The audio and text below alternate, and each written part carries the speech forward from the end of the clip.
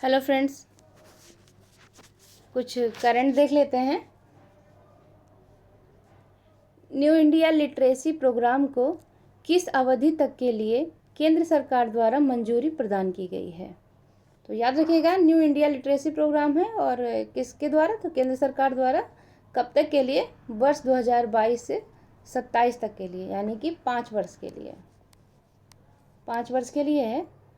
इस तरह से सवाल दे देगा और ऑप्शन अलग अलग दे सकता है, जैसे 2022 से 24 तक दे सकता है या 26 से 28, ऐसा कुछ। तो आपको एग्जैक्ट याद रखना है 2022 से 2027 तक का है।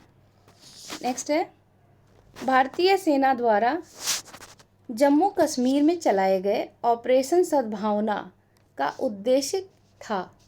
भारतीय सेना द्वारा जम्मू कश्मीर में कौन सा ऑपरेशन है? ऑपरेशन सद्भावना का उद्देश्य क्या था? तो आतंकवाद से प्रभावित लोगों की मदद करना। अब देखिए, इसमें इस तरह से सवाल पूछा जा सकता है कि ऑपरेशन सद्भावना क्या है? तो दे सकता है बाढ़ पीड़ितों के लिए, या भूख पीड़ितों के लिए, या फिर जो है आतंकवाद के लिए। कुछ भी तो आपका राइट आंसर हो जाएगा, आतंकवाद से प्रभावित लोगों के लिए। और हाँ, किसके द्वारा चलाया गया है? तो यह पूरी तरह से भारतीय सेना द्वारा चलाया गया है। आगे देखते हैं, केंद्र सरकार द्वारा किस वर्ष तक कृषि क्षेत्र में डीजल को अक्षय ऊर्जा में बदलने का लक्ष्य निर्धारित किया गया है? मतलब केंद्र सरकार द्वारा किस वर्ष तक कृषि क्षेत्र में डीजल को अक्षय ऊर्जा में बदलने का लक्ष्य निर्धारित किया गया है? तो इसका भी राइट आंसर जो है वो वर्ष 2024 है। अब देखिए, यहाँ पर वर्ष 2024 दिया हुआ है, तो ये सब चीज़ों को ध्यान रखिएगा। नेक्स्ट है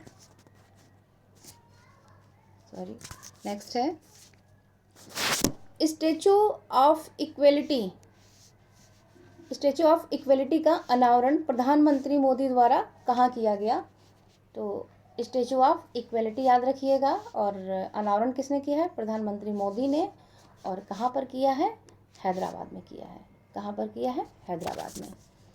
तो आजकल इस तरह से बहुत सवाल बन रहे हैं, जैसे स्टैचू ऑफ इक्वलिटी है, स्टैचू ऑफ यूनिटी है, स्टैचू ऑफ पीस है, या स्टैचू ऑफ बिलीफ है। तो इन सबको देख लीजिएगा एक बार, बाकी क्वेश्चन के फॉर्म में आपको कराया जाएगा। 1-2 दिन में हो सकता है दृष्टि भी आ जाएगी। तो नेक्स्ट देखते हैं, यूएनईपी द्वारा जारी एनुअल फ्रंटियर रिपोर्ट 2022 में विश्व के किस शहर को सबसे ज़्यादा शोर वाला शहर घोषित किया गया है? तो यूएनईपी द्वारा है, याद रखिएगा, बहुत महत्वपूर्ण है। और किस शहर को सबसे ज़्यादा शोर वाला शहर घोषित किया गया? तो इसका राइट आंसर है आपका ढाका। राइट आंसर आपका है ढाका, बांग्लादेश को। ऐसे ही पिछली बार भारत का एक शहर मुरादाबाद भी था, तो मुरादाबाद को पूछा गया है। तो इसलिए इसे याद रखिएगा कि कौन घोषित कर रहा है, किस शहर को घोषित कर रहा है, ये ज़रूर ध्यान दीजिएगा। और उसके साथ साथ अगर भारत का कुछ महत्वपूर्ण तथ्य मिल जाए तो उसको अंडरलाइन करें। विश्व का पहला वन्यजीव संरक्षण बॉन्ड किस एक संस्था के द्वारा जारी किया गया? अब चूंकि विश्व का पहला है और वन्यजीव संरक्षण बॉन्ड है, तो जाहिर सी बात है कि वह संस्था भी इम्पोर्टेंट हो जाती है। और ये पूछा जा सकता है कि किसने किया है, तो आपको विश्व बैंक पता होना चाहिए। इसमें ज़्यादातर लोग यूएनडीपी वगैरह लगा सकते हैं, और वो कंफ्यूज करने के लिए देगा भी। भगवान बुद्ध की शयन मुद्रा में विश्व की सबसे लंबी प्रतिमा का निर्माण कहाँ किया जा रहा है? मतलब भगवान बुद्ध की जो है मूर्ति कैसी है? वो शयन मुद्रा में है, विश्व की सबसे लंबी प्रतिमा है। और इसका निर्माण कहाँ किया जा रहा है? तो इसका निर्माण आपका किया जा रहा है बोध गया में। यहाँ पर कुशीनगर भी दे सकता है, लुम्बिनी भी दे सकता है, सारनाथ भी दे सकता है। इसलिए से बोध गया को याद रखिएगा, और हो सके तो एक बार बुद्ध सर्किट भी देख लीजिए।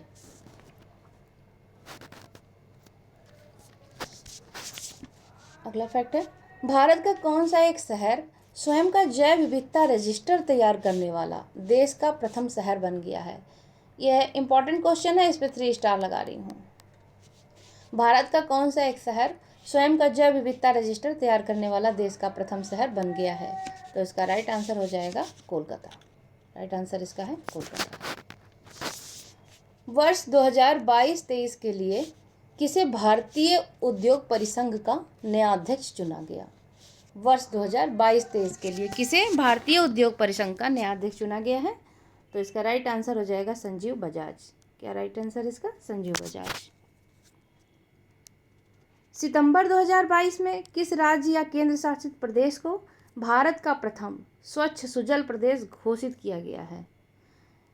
इस सवाल को चाहें तो आप अंडरलाइन कर लें या इसे कहीं नोट कर लें। यह सवाल बहुत ही इंपॉर्टेंट है परीक्षा के दृष्टिकोण से, और हमें लग रहा है कि पीसीएस में आने की इसकी प्रबल संभावना भी है। और इसका आंसर जो है वो अंडमान निकोबार द्वीप समूह है। इस तरह से आप देख सकते हैं कि सवाल पूछे जाते हैं। सितंबर 2022 में केंद्रीय अन्वेषण ब्यूरो द्वारा, किसके द्वारा? केंद्रीय अन्वेषण ब्यूरो द्वारा अवैध मादक पदार्थों की तस्करी नेटवर्क के विरुद्ध कौन सा ऑपरेशन चलाया गया है? किसने चलाया है? सीबीआई ने चलाया है। किसके लिए? अवैध मादक पदार्थों की तस्करी नेटवर्क के विरुद्ध। तो ऑपरेशन का नाम क्या है? ऑपरेशन गरुण। ऑपरेशन गरुण भी बहुत इंपॉर्टेंट है।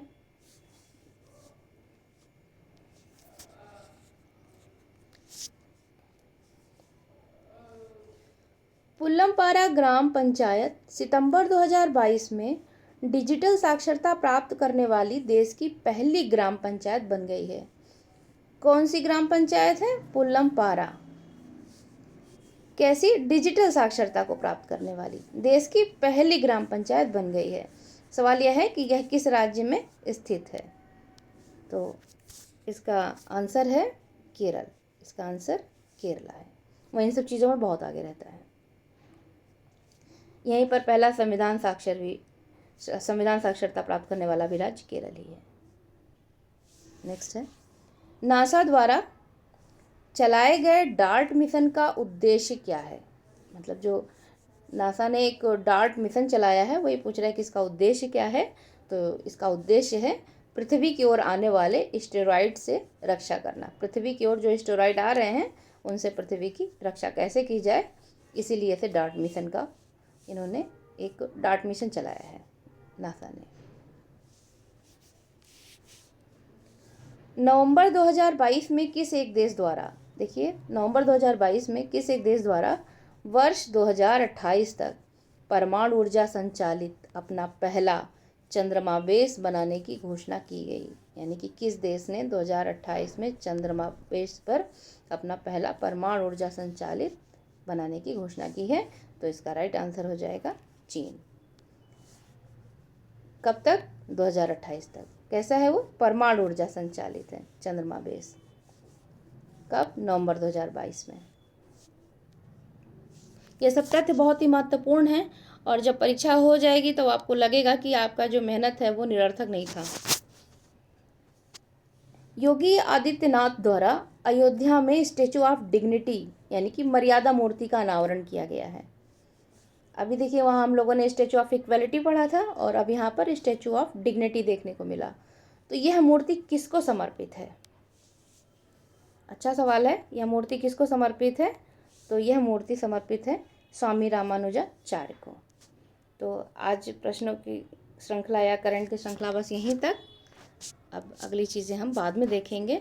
तब तक आप इसे एक बार दोहरा लीजिएगा, कोई कमी हो तो बताइएगा, और संबंधित तथ्यों पर ज़रूर ध्यान दीजिए। Thank you so much. आपका दिन शुभ हो।